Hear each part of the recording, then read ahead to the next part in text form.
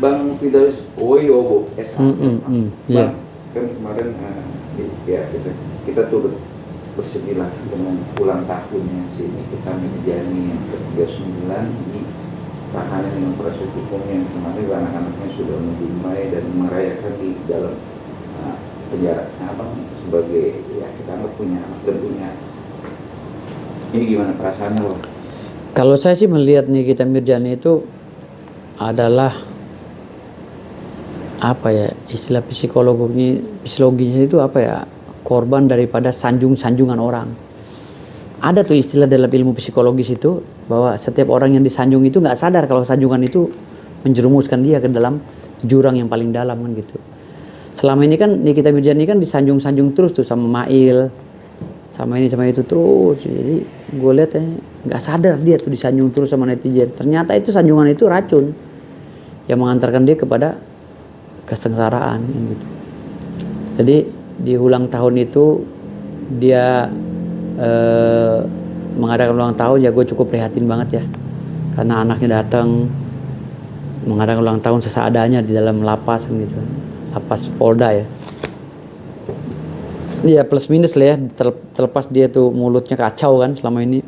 Gue juga ngeliat dia sebagai figur ibu yang membesarkan anak sendiri kan gitu. Anaknya pun masih kecil-kecil dan dia juga sama anaknya sayang banget kan gitu. Anaknya juga benar diurusnya kan gitu. Jadi gue melihatnya kalau seandainya anak dianya di penjara, anaknya siapa? Sama Loli kan gitu. Sementara Loli juga kan lagi ada masalah dengan Fadel Bajideh dilaporin dan lain-lain. Atau gimana lah gitu. Tapi mudah-mudahan sih gue berdoa mudah-mudahan selesai semua masalahnya ya. Loli dengan Fadel, Nikita dengan Bang Rasman, Nikita dengan si skincare ini, terketuk hatinya lah karena ya kalau memang Nikita ini berapa sih nilai kerugiannya gue juga masih bingung. Ada yang bilang 25, ada yang bilang 4M, bener berapa sih? Ya akhir percakapan kan 5, tapi yang sudah masuk 4M, cuman rumor beredar. Katanya 25 katanya. Di rumor itu kan. Orang yang berbeda-beda ya katanya. Oh ini sih itu Bang. Ya, makanya kalau orangnya yang berbeda-beda ini udah parah, udah susah, nggak bisa diobatin lagi. Kalau orangnya cuma satu itu aja sih mungkin dalil hukum gue yang seperti yang gue omongin kemarin masih bisa dipakai lah dalil hukum gue yang kemarin, pendapat hukum gue yang lo tanya beberapa minggu lalu masih bisa dipakai itu. Tapi kalau korbannya udah bukan satu, beda lagi. Waduh udah beda lagi dah. Ya udah selamat jalan aja deh, gue doain. Semoga tenang di sana kan gitu. Bang, pembahasan Abang kan kemarin ada pro kontra dalam arti positifnya banyak dengan analisa Abang ya kan, dan Abang sudah membahas. Namun kita bahas soal masalah materi yang sekarang baru rilis Bang. Apa sih kata rilis dari sudut pandang seorang Abang sebagai praktisi? Materi apa tuh? Di kitab ini buat saat ini belum ada rilis penentuan benar apa sih pasal yang menetapkan dan dia gimana. Nah Abang sebagai praktisi itu apa gimana nih dari kita? Kalau Nikita ini kan kalau boleh dikatakan kan adalah orang yang memang banyak kenal dengan beberapa petinggi di bangsa ini kan gitu. Artinya proses ini kan syarat dengan oportunitas, dengan tekanan-tekanan, dengan syarat dengan intervensi lah bahasa kasar gitu. Jadi artinya barangkali pendukung ini kita Mirzani, para petinggi-petinggi yang udah pernah bersahabat dengan dia juga nggak tinggal diam kan gitu. Terlepas ini dibela oleh pengacara kan gitu. Jadi kalau di dalam melaksanakan kegiatan hukum, pembelaan itu ada 3 yang bisa kita laksanakan. Yang pertama adalah teori hukum, yang ketiga politik hukum, yang keempat hukum rimba, kan gitu. Yang kedua teori politik hukum, yang ketiga hukum rimba. Jadi kalau teori hukumnya itu berkaitan dengan pasal-pasal. Kalau teori hukumnya, tapi kalau politik hukum yang kedua itu berkaitan dengan lobby-lobby. Sebanyak apa pertemanan lu kan itu. Yang ketiga, kalau masalah hukum rimba itu udah acak-acakan gitu, udah ngeraung-ngeraung aja, gue nggak salah, bodo amat, gue nggak salah, karena ke meja hakim kan gitu. Jadi kalau ngurusin kasus itu ada 3 teori, gitu loh. Teori hukum, politik hukum, dan ada sistem, ada 3 sistem. Tapi kan intinya Abang menganalisa kemarin itu juga banyak berpandangan, ini juga masih berpertanyaan kata pemerasan Bang, ya kan? Karena kita anggap di situ ada komentar ya berapa sih, ya kan, atau malah dari pihak yang kita anggap pelapor ini malah minta nomor teleponnya teleponnya NM, itu gimana bang? Kalau pemerasan itu orang nggak kenal, diancam, diperas, ya, ya diancam, diperas, atau orang itu kenal, tetapi diancam, diperas. Sebelumnya ada bisnis atau apa, ada apa, nggak ada masalah, itu diancam dengan tekanan-tekanan baru. Tapi kalau orangnya udah tahu ini pengancam, ini pemeras, minta handphone, mau nelpon dia, minta nomor handphone, nelpon dia, ya itu bukan diperas namanya, dia mau masuk dalam ranah itu, masuk dalam jurang itu. Jadi nggak bisa nih kita disalahkan untuk dibilang pemeras. Cuman gini loh, kalau gue statement begini kan akan banyak referensi bagi pengacaranya. Kan pengacara dikit-dikit banyak pernah menghina gue juga, pengacaranya dia. Gue takut dia tambah pinter gitu loh, nyolong-nyolong ilmu gue gitu kan. Jadi gue nggak mau berstatement panjang lebar gitu. Kecuali kalau gue ditunjuk oleh Nikita Mirjani jadi pengacaranya, gue bebasin. Gue pakai politik hukum, pakai teori hukum, pakai hukum rimba, gue bebasin Nikita Mirjani. Ya, asal catatan gue yang megang Nikita Mirjani, gitu. Oh, jadi berani untuk pasang badan. Pasang badan kalau Nikita Mirjani nunjuk gue sebagai pengacara, gitu. Apapun yang risikonya yang terjadi. Apapun resikonya, kan bisa gue urus itu. Dari pandangan hukum gue kan bisa diurus. Untuk penangguhan itu berani bang, penangguhan penahanan untuk penjaminan. Kalau penangguhan hukuman sekarang ini udah ancaman hukuman yang di bawah 5 tahun masih bisa penangguhan penahanan, ya. Kalau hukumannya udah 20 tahun begitu, ya Allah jangan dah, capek. 10-20 tahun udah capek. Percuma, hal yang sia-sia nggak bakal diterima juga. Gitu. Lebih baik kita mainnya di pra-peradilan, di eksepsi, pledoi gitu mainnya. Kesempatan-kesempatan itu. Atau lapor balik gitu. Bang, kemarin juga banyak bang yang berdatangan mengucapkan selamat ulang tahun juga, mengasih support, terutama Raspan juga datang. Gimana tanggapan bang? Dan juga ada Ustaz Putri, ada Malvin, ada ya banyaklah para selebritis mensupport dan mengucapkan selamat ulang tahun. Kalau gue kan nanggapinnya, kalau mereka datang itu kan bentuk daripada dukungan sosial kan, moral sosial kan gitu. Artinya nggak ada kaitannya juga dengan hukum. Kalau gue ini kan bicara dalam perspektif hukum. Jadi kalau berbicara masalah mau bebasin kita bagaimana caranya, udah ada di otak gue. Gue nggak akan buka semua. Kalau gue buka semua, pengacara yang terpinter kan, pengacaranya dulu pernah ngatain gue, merendahkan gue dulu kalau nggak salah tuh. Pengacaranya yang kumisan baplang itu kayak ikan baung. Kumisannya ya Pahmi ya. Jadi pengacara juga pernah meledek gue kan. Jadi gue nggak bukan bicara di sini. Kecuali kalau gue ditunjuk oleh Nikita Mirjani untuk menjadi pengacaranya, gue siap. Gitu. Tapi kan dari pihak Nikita Mirjani juga kemarin bilang bahwa yang menyinggung juga akan dipilih-pilih. Ya itu juga kata hati seorang Nikita Mirjani, wajar bang. Yeah. Siapapun yang mau dimuji harus dipilih-pilih dan dari sembarangan. Ya wajar dong. Ntar kalau orang ngejenguk atau bawa racun gimana, kasihan. Apalagi orang yang jenguknya dia gedek banget kan gitu misalnya. Wajar itu. Gue sih sebenarnya mau juga ngejenguk, cuman apa urusannya Nikita Mirjani nggak kenal gue, gitu. Nggak kenal gue kan. Tahu sih gue pernah siaran bareng sama dia di Trans TV, tahu. Tapi kan nggak ada kaitannya juga gue sama Nikita Mirjani. Kalau gue besuk-besuk ngapain? Gitu loh. Jadi gue ya udah, gue doain aja lah mudah. Kecuali kalau gue ditunjuk sebagai pengacara, Firdaus, kau pegang saya sebagai kuasa hukum, baru. Gitu. Bang, ini kan juga banyak lawyer juga mengatakan skincare itu harus diberantas dan akan disomasi. Nah, apa pendapatnya gimana sih bang? Jadi kalau gue berpendapat, gue pengalaman ya, kan gue usaha body care. Gue kan pengusaha skincare juga tadinya.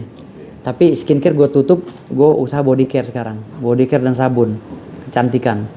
Jadi gue udah sama istri gue, udah keliling. Udah waktu gue mau usaha skincare, waktu itu kan, gue ada 2 pilihan. Kita mau pilih usaha skincare atau body care, atau dua-duanya, kan gitu. Ya udah kita adakan penelitian dulu. 1 tahun loh gue penelitian sama istri. Keliling gue kemana aja. Gue konsultasi dengan ahli kosmetik, ahli kecantikan, konsultasi kesana kemari. Keliling gue sama pabriknya, gue keliling.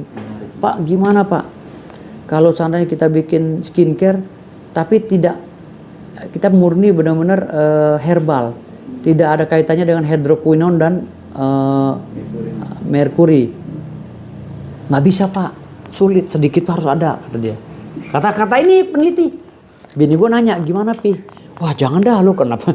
Pasal lu merkuri walaupun dikit, kan bukan masalah dikit banyaknya. Masalah niatan kita untuk meracuni orang, untuk merusak kulit orang. Kan itu udah tahu merkuri dan hidroklorin merusak kulit orang. Kenapa dipakai? Gue keliling lagi. Itu gue setahun sama istri, baru gue produksi benar-benar. Gue begitu gue setahun keliling, gue tanya lagi. Akhirnya apa? Gue punya kesimpulan. Dari semua ya ahli kecantikan yang gue tanya, ternyata kulit muka itu nggak boleh dipakein skincare, nggak boleh. Kita cukup pakai bangkuang, kunyit, ya cara tradisional ya. Karena kulit muka sama ini ternyata tuh beda sama badan, beda. Makanya gue produksi body care, namanya Anaros Beauty Care, dan itu laris banget sekarang. Orang pakai wangi, cantik, putih, karena itu herbal. Tapi kan terdaftar kan? BPOM-nya jelas dong. Kalau nggak jelas gue gugat BPOM-nya, enak aja. Usaha bini gue. Balik maksudnya apa? Produk jelasnya. Jelas lah, orang udah banyak yang beli dan nggak ada yang komplain. Wangi lagi. Kalau pakai itu wangi banget, wangi banget. Dan yang kerennya lagi sabunnya. Itu kulit orang susah semua ngelotok kalau pakai 7 hari. Orang kulit susah ganti jadi kulit orang kaya, bening kinclong. Dia pakai produk Anaros Beauty Care gitu. Jadi gue nggak mau pakai skincare, nggak mau. Makanya kata orang kan, lu kenapa nggak mau usaha skincare? Banyak lu yang kaya begini. Gue tahu modalnya kan, modalnya cuman 75.000 satu botolnya, ada yang 50.000 satu botol, dijualnya 300.000 kan gitu sama para selebgram atau. Gue bilang pantesan kaya gitu, tapi kan gue nggak mau ngeracunin orang. Gue bilang sama bini jangan tergiur, karena duit lu dari gue juga nggak kurang-kurang kan gitu. Lu usaha cuma sambilan doang. Iya Pi, nurut bini gue itu. Udah lu usaha apa aja. Jadi usaha gue sekarang ini minyak wangi, sabun kecantikan, sabun kulit susah menjadi kulit kaya, lalu sama body care. Body care tuh khusus buat ini pengharum badan apa ya kayak gitu lah, istilah-istilah cewek lah gue nggak ngerti gitu. Gue taunya make doang nyiumin gitu. Bang, ini pertanyaan mengkritik nih ya kan, abang punya produk skincare tapi berubah dengan produk yang lain. Body care ya, body care. Nanti pertanyaan masyarakat teman bertanya bang, ada apa dengan skincare orang berani untuk menutup mulutnya 4M bang? Karena gini Pak, itu kan berkaitan dengan undang-undang perlindungan konsumen dan ancaman hukumannya nggak main-main loh. Ancaman hukumannya itu bisa 10 tahun dan dendanya kalau di perdata, kalau digugat PMH saja atau undang-undang perlindungan konsumen 100 miliar Pak. 100 miliar kalau nggak salah itu undang-undang perlindungan konsumen nomor 9 atau nomor 8 tuh. Jangan main-main loh itu Pak. Kalau seandainya ada kliennya atau customernya yang beli produknya siapa yang ratu-ratu kecantikan apalah ya istilah-istilah itu ya, yang jual skincare itu, kalau dia beli ternyata mukanya dibuduk, pas buduk itu dia gugat dapat duit Pak 100 miliar.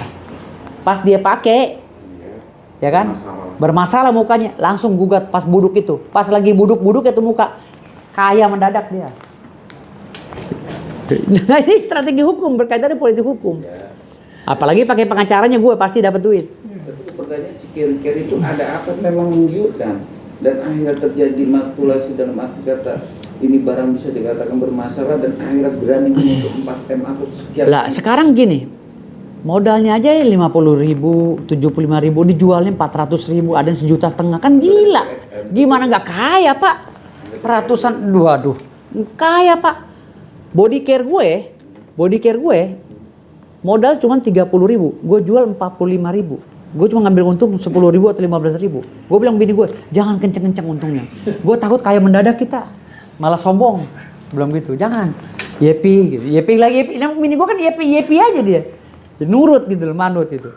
Gue bikin body care modalnya cuma berapa ya? 60.000 kalau nggak salah bini gue atau 70.000 ya. Kita jual cuma 90.000. Gitu, murah. Tapi kalau yang lain gue tahu modal. Skincare, pabriknya gue tahu, bikinnya berapa? 75.000, dijual berapa? Wah sambil live. Ini murah loh, cuma 350.000, gue ketawa aja. Aduh, banyak banget korbannya, pantesan pada kaya gitu. Kasihan gitu, kasihan. Jadi yang jual tuh wajar-wajar. Nah BPOM juga harus ada pengawasan nih, badan pengawas obat dan makanan. Diawasi, bukan ngeluarin izin aja, tapi diawasi produksinya sesuai nggak dengan harganya. Jangan sampai harga produksi melebihi harga penjualan. Harga penjualan melebihi harga produksi. Kan hukum ekonomi udah menyalahi itu. Gitu loh. Harga produksinya hanya 70.000, harga jualnya 350.000 lah. Memang hak orang kalau seandainya itu nggak merugikan pasar sih, nggak merugikan customer sih, gue rasa itu hak orang mau ngasih harga berapa aja asal sama-sama menyepakati akad tersebut di dalam undang-undang ekonomi juga kan, hukum ekonomi juga sah-sah saja. Tetapi kan ini kan yang menjadi rugi ketika ada bahan-bahan yang akan merugikan orang kan gitu. Makanya bini gue larang, jangan, nggak apa-apa lo kayaknya lama, yang penting lo selamat, gue bilang gitu. Tapi intinya yang review barang skincare itu positif aja kalau nggak ada masalah ya kan, kalau enggak katakan dugaan memeras ya. Kalau gimana? Ada orang review barang-barang skincare tapi dugaan tidak ada kata pemerasan, nggak ada masalah emang ya? Lo enggak, skincare itu kan udah bilang, gue setahun investigasi sama istri, jawabannya semua sama. Yang namanya skincare untuk muka itu kalau nggak pakai hidroquinone dan merkuri nggak akan bisa sesuai dengan ekspektasi, gitu loh. Sama keliling cari skincare yang nggak pakai merkuri dan hidroquinone. Kita lab bersama-sama, secara jujur cari, ayo. Kan gue pengusaha skincare, jadi gue tahu gitu loh. Cari, kalau emang ada berarti bagus nih produk nih, gitu loh. Nggak ada, kan gue udah keliling setahun loh gue investigasi, melakukan penelitian secara empirik, gitu. Setahun gue sama bini, kan bini ngajak gue, kan bini mau usaha, gimana Pi ngajak gue, gimana pandangan hukum Papi, jangan, gue jangan, bini gue langsung apes, bini gue bilang jangan, gitu. Walaupun tawarannya merkurinya cuma dikit neng, hidroquinone cuma dikit, kagak, mau dikit mau kagak itu uang haram, gue kagak mau. Jadi poinnya atas LP dokter Reja gratis dengan poin banyak mempertanyakan juga harus dicek juga dengan produknya. Dicek dong, BPOM bisa menyalahi aturan tuh, tetapi dengan catatan harus ada yang mukanya buduk dulu. Kalau belum ada yang mukanya buduk, apalagi mukanya kinclong mau gugat nggak bisa menang. Harus ada korban pembudukan dulu akibat daripada produk itu. Hasil reviewnya dan hasilnya juga. Walaupun ada hidroquinone dan merkuri, tapi ada BPOM-nya. Gugat dulu BPOM-nya yang mengatakan itu halal. Gugat dulu BPOM-nya, baru kita gugat lagi yang lainnya. Gugat ganti rugi. Gitu loh. Tapi kalau ada korbannya mukanya budukan gara-gara pakai skincare itu, itu kencang tuh. Mumpung lagi buduk, buru-buru gugat deh. Gitu. Jangan sampai ntar sembuh ya. Mendapatkan berita terupdate, jangan lupa tekan tombol subscribe, like, comment, and share. Jangan lupa juga nyalakan loncengnya. Rasis, rumor artis dan selebritis, bukan gosip tapi fakta.